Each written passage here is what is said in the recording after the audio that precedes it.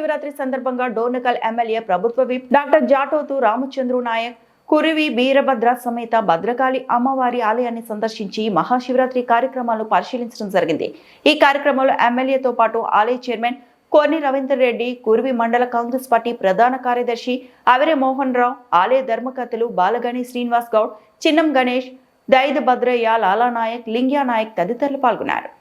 భద్రకాళి సమేత వీరభద్రుడి కళ్యాణ బ్రహ్మోత్సవాలు వచ్చే ఆదివారం 15వ తారీఖున మరి జరగనున్నాయి.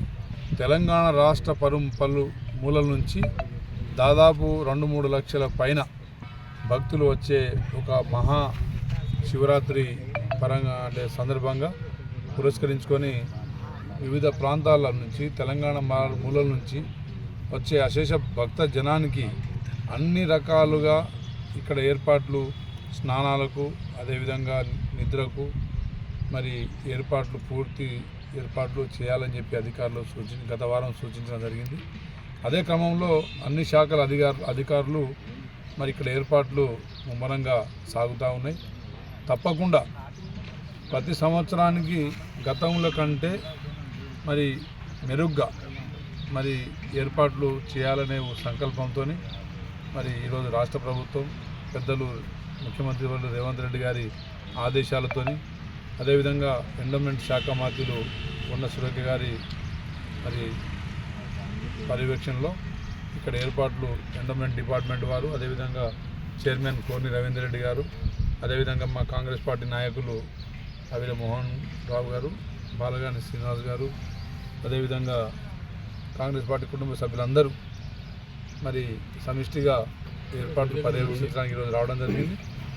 నిజంగా అంటే గత 10 సంవత్సరాల నుంచి నేను చూస్తూ ఉన్నా, గత 10 సంవత్సరాల కంటే 10 రెట్లు ఇక్కడ ఏర్పాట్లు మెరుగుపరిచినాం.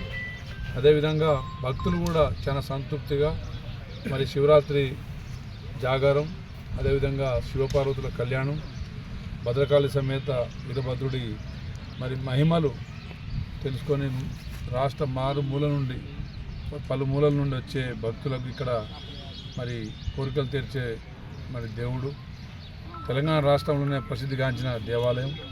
తప్పకుండా ఈసారి మరి వచ్చిన భక్తులు సంతృప్తికరంగా, ఆనందంగా మరి వచ్చి వెళ్తారని భావిస్తున్నా.